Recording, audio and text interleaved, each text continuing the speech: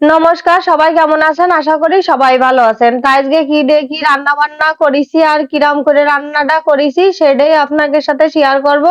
আর রান্না বান্না নিয়েই আজকের ব্লগটা সাজানো হয়েছে, তাহলে দেখতে থাকেন কিরাম করে রান্না বান্না করেছি। আর এই যে সকালবেলা মনুরা কিন্তু খাওয়া দাওয়া করে স্কুলে চলে গেছে, আর ওদের স্কুলে পাঠায় দিয়ে তারপরে আমি এই যে পাউরুটি সেঁকে নিছি। আর পাউরুটি আর চা খাতি আমার কাছে ভালোই লাগে। আর আজকে হলো অন্য কিছু রান্না বান্না করিনি সকালের জন্য। আর মনুরাও হলো সকালে পাউরুটি আর ওরা হলো চা খায়নি, ওরা হলো সন্দেশ খেয়ে গেছে। পাউরুটি দিয়ে আর সন্দেশ দিয়ে খাতে কিন্তু খুব ভালো লাগে। আর টিফিনে ওদের হলো ম্যাগি করে দিছি, তাই নিয়ে গেছে। আর এখন এই চাটা খাইয়ে পাউরুটিটা খাওয়া দাওয়া শেষ করে তারপরে চলে যাব দুপুরের জন্য রান্না বান্নার জিনিসপত্র গোছগাছ করতে। তা আমি কিন্তু এই যে চা পাউরুটি খাইয়ে তার মধ্যে কিন্তু এই যে এই সব কিছু কুটে কাটে ধুয়ে রেডি করে রাখিছি রান্না বান্না করার জন্য। লাউ দিয়ে ট্যাংরা মাছ দিয়ে আর বড়ি দিয়ে ঝোল করব, সজনের খাড়া হইলো চচ্চড়ি করব, আর হইলো লার খোসা আলু দিয়ে ভাজি করব, কোনো পেঁয়াজ রসুন ছাড়াই ভাজি করব। আর এই যে আমি রান্নাঘরের জিনিসপত্র উঠাতেই উঠাতেই মানে রান্না করার জন্য রান্নাঘরে সবকিছু নিয়ে গেছি। আর এদিকে ইচ্ছা পরিমাণে মেঘ করে আইছে, হঠাৎ করে মনে হচ্ছে যে রাত হয়ে গেছে, দেখছেন অবস্থাটা একদম মনে হচ্ছে অন্ধকার হয়ে গেছে। তা যাই হোক রান্না বান্না তো করা লাগবে, মনে হবে যে এখনই বৃষ্টি চলে আসলো, কিন্তু আজকে কিন্তু সেইভাবে বৃষ্টি হয়নি, ওই কোনো রকম অল্প স্বল্প বৃষ্টি হয়েছে। তা যাই হোক আমি রান্না বান্না করতে চলে আইছি। প্রথমে তেলের পরে কিন্তু বড়ি কয়টা দিয়ে দিছি, বড়ি কয়টা কিন্তু ভালো করে লাল লাল করে ভাইজা নিতে হবে। আর আমি যেরকম করে রান্না করতেছি এরকম করে রান্না করে খালি যে কি ভালো লাগে, আপনারা কিন্তু একবার হলেও বাড়ির মানে চেষ্টা করতে পারেন আমি কিরকম করে রান্না করতেছি সেটা দেখে। অনেকেই তো অনেক ভাবেই রান্না করে, সব ভাবেই কিন্তু যদি মানে জানা যায় শিখা যায় এক এক দিন এক এক ভাবে রান্না করে করে কিন্তু খাওয়া যায়। তা যাই হোক এই যে আমি কিন্তু মাছগুলো ভাইজে নিচ্ছি ভালো করে। আর যে মেলা কর করে করে মাছ ভাজবো তা কিন্তু না, অল্প করে ভাজে নেব। আর এই যে মাছ কটা কিন্তু ভাজা হয়ে গেছে, সব এই যে এক জায়গায় জটলা পাকাই গেছে। যে বিকেলে আমরা মাঝে মাঝে আড্ডি বেরোই, তা সবার সাথে দেখা যে সময় হয় সবাই এক জায়গায় দাঁড়ায় গল্প করি, মাছ কয়টাও ঠিক সেরকম এক জায়গায় জটলা পাকাই গেছে, বুঝেছেন। তা যাই হোক মাছ কয়টা তো উঠোই থিয়ে দিছি। এখন হলো সম্বরা দিয়ে দেবো, জিরে আর তেজপাতা আর শুকনো জাল। আর হলো এদের সম্বরা দিলে কিন্তু লাল তরকারি খাতি এত ভালো লাগে তার কি কব। আর এই যে সম্বরটা কিন্তু একটু পুড়া পুড়া হয়ে গেছে, আমি এখন লাউ আলু আর ঝাল একসাথে সবকিছু দিয়ে দিছি ঢাইলে। আর এটা কিন্তু ভালো করে নাড়িয়ে সাইডে ভাইজে নেব। আর এতে কিন্তু কোনো বাড়তি জল দেব না, লাউতে যে জল গলবে না সেই জল দিয়েই লাউটাও সেদ্ধ হয়ে যাবে না, আস্তে আস্তে ভাজাও হয়ে যাবে না। আমি এই যে হলুদ আর লবণও কিন্তু দিয়ে দিছি অল্প করে। আর যখন জল দিবানে ঝোলের জন্য সেই সময় যদি লবণ আর হলুদ লাগে সেই সময় দিয়ে দিবানে। তাই যে বালতি বালতি কিন্তু এরকম হয়ে যাবে, লাউটাও সেদ্ধ হয়ে যাবে। আর লাউতে যে জলটা বেরোবে না সেটা দিয়েই কিন্তু লাউ সেদ্ধ হয়ে যাবে। আর ওই জলটা শুকিয়ে যাওয়ার পরে তারপরে বেশ খানিকক্ষণ লাউটা নাড়তে চাড়তে হবে যাতে লাউটা আলুটা ভাজা হয়ে যায়। তা জল তো শুকিয়ে গেছে, আর এখন কিন্তু এই যে ভাজা হচ্ছে। আর লাউ আলুটা একটু বেশ ভালো করে না ভাইজে নিলি ভালো লাগে না।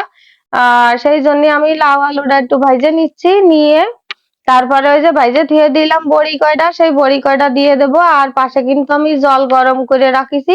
আর এই তরকারিটি কিন্তু সবসময়ের জন্য জল গরম করে দিলি পরে সেই তরকারিটা কিন্তু খাতি ভালোও লাগে, আবার তাড়াতাড়িও তরকারিটা হয়ে যায়, বুঝেছেন।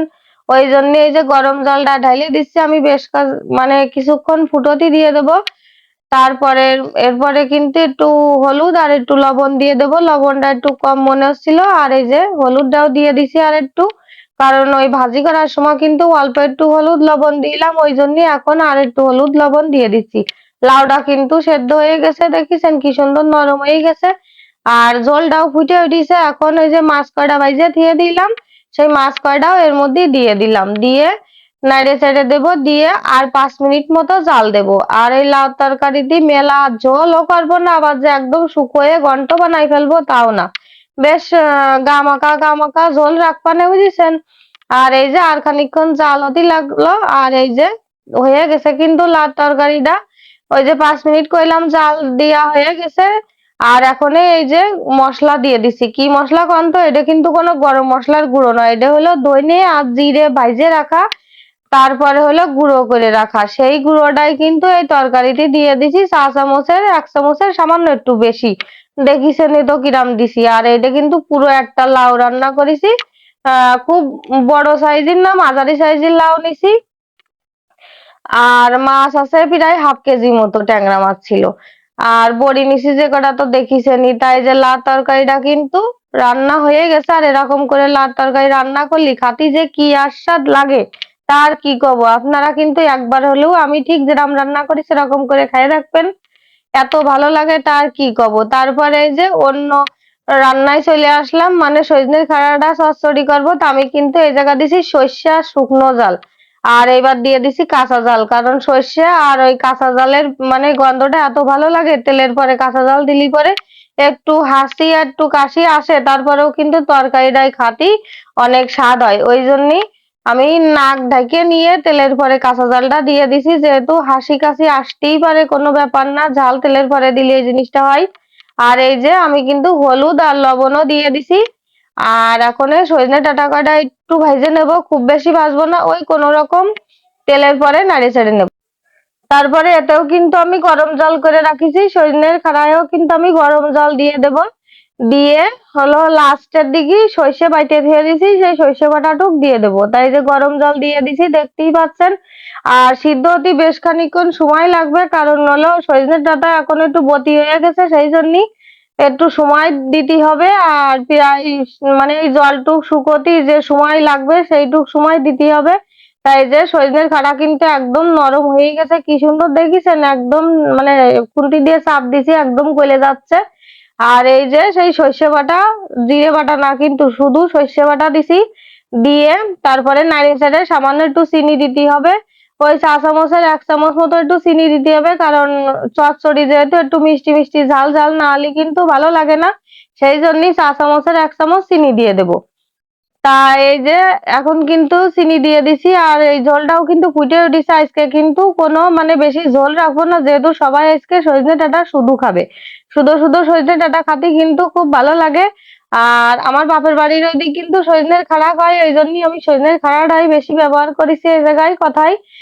আর হলো এই যে হয়ে গেছে, আর এতে কিন্তু কোনো আলু দেওয়া হয়নি, আলু দিলে ভালো লাগে যদি ভাত দিয়ে খাওয়া হয় তাহলে পরে, আর যেহেতু ঝোল রাখিনি আর আলুও দিইনি, শুধু শুধু খাওয়া হবে, সবাই বসে বসে বাটির দিক করে নিয়ে বেশিরভাগ এই সজনের মানে খাড়াটা খাতি পছন্দ করে। তা সজনের খাড়া তো নামানো হয়ে গেছে, এখন চলে আইছি হলো লাউর খোসা ভাজার জন্য। তা এখন তেলের পরে কিন্তু কাঁচা জাল আর হলো কালো জিরে দিছি, কালো জিরে আর কাঁচা জাল দিলি পরে খুব মানে দারুণ লাগে। এই লাউর খোসাটা আর আলুটা ভাইজে নিতে হবে, এই যে লাউর খোসা আর আলু দিয়ে দিছি, দিয়ে ফাইন করে কিন্তু ভাজতে হবে। আর এখানে কিন্তু আমি হলুদ আর লবণ দিয়ে দেব, দিয়ে আস্তে আস্তে ভাজতে ভাজতে যখন বুঝাই যাবে যে ভাজিটা তো মানে সবাই করে কম বেশি, বুঝাই যায় যে কখন নামাতে হবে, কেউ অল্প অল্প ভাজে, কেউ একদম কড়া ভাজে ফেলায়, কিন্তু আমি একদম কড়া মানে বেশ পুড়া পুড়া করে ভাজবো না, একটু কাঁচা কাঁচা হালকা কাঁচা কাঁচা থাকবে সেইভাবেই নামাই নেব। তাই যে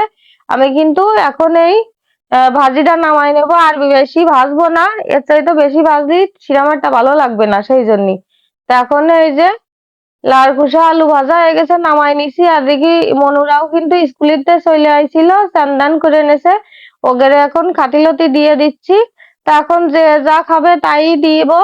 তা এই যে ভাতও হয়ে গেছে, গরম ভাত এই জায়গায় নিয়ে আইছি, একদম দেখিছেন ধুমো উঠতেছে, প্রথমে ওগেরে ভাত বাইরে দিচ্ছি মানে আমার মনুগেরে।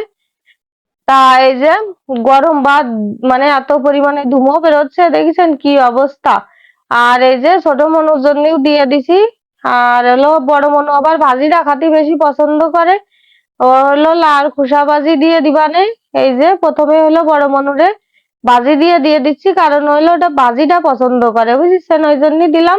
আর ছোট মনুর আজকে পছন্দের কোনো খাবারই সেরকম একটা রান্না হয়নি, কারণ ও তো এমনি ঝোল তরকারি খাতে চায় না, তারপরে ছোট ট্যাংরা মাছ রান্না হয়েছে তো ওই জন্যই। তাই যে বড়ি আবার ভালো খায়, ওই জন্য ওরা বড়ি দিলাম আর মাছ দিলাম, আর অল্প একটু লাউ আর অল্প একটু আলু দিছি, আর সামান্য একটু ঝোল দিছি, ওই দিয়ে আমি ওরে ভাত মাখায়ে মাছ বাইছে দিবানে, তারপরে ও খাবে নি। আর এদিকে কিন্তু সবাইরে ঘাটিলতি দিয়ে তো আমি নিজেও নিয়ে বসে গেছি, তাই যে আমি একবারে সবকিছু গুছাই নিয়ে এসে বইছি। আর আমি এই যে লাউর খোসা ভাজা, তারপরে মাছের ঝোল, ট্যাংরা মাছ দিয়ে লাউ দিয়ে, আর এদিকে সজনে ডাঁটাও কিন্তু নিয়ে আইছি। প্রথমে আমি লাউর খোসা ভাজা দিয়ে খাবো। আর লাউর খোসা ভাজাটা খাতে যে কি ভালো লাগে, লাউ খায় আর না খায়, এই লাউর খোসা ভাজা কোনো কায়দাই কিন্তু আমি ফেলি না। কারণ হলো লাউর খোসা ভাজা আর আলু দিয়ে আর এরকম যদি কালো জিরে সম্বরা দিয়ে ভাজা হয়, এ তো মানে মনে হয় যে লাউর খোসা ভাজা দিয়ে এখন মনে হচ্ছে এক থাল ভাতই খাইয়ে নি, অন্য কিছু আর খাবো না। তারপরেও কি হয় দেখেছেন, ভাত কিন্তু অর্ধেকের বেশিটাই আমি লাউর খোসা ভাজা দিয়েই খাইয়ে নিয়েছি, আর অল্প একটু ভাত রাখিছি লাউর তরকারি আর ট্যাংরা মাছ দিয়ে খাওয়ার জন্য। আর তার মধ্যে কিন্তু সজনে ডাঁটাও খাওয়া হয়ে গেছে। আর এই যে লাউর তরকারি বড়ি দিয়ে আর হলো ট্যাংরা মাছ দিয়ে এখন ঢেলে নিছি থালে, মানে ভাতের সাথে মাখায়ে নেব। এখন খাতি যে কি ভালো লাগে তার কি কব, এরকম করে একদম পাতলা ঝোল রান্না করলে আসলেই কিন্তু খুবই ভালো লাগে। আর আপনারা কিন্তু চেষ্টা করতে পারেন, এইভাবে রান্না করে খাইয়ে দেখতে পারেন। অনেকেই তো অনেকভাবে রান্না করে, তাই এইভাবে একটু রান্না করে খাইয়ে দেখতে পারেন কিন্তু। আর আমার ভিডিওটা যদি আপনাদের কাছে ভালো লেগে থাকে অবশ্যই লাইক কমেন্ট শেয়ার করবেন।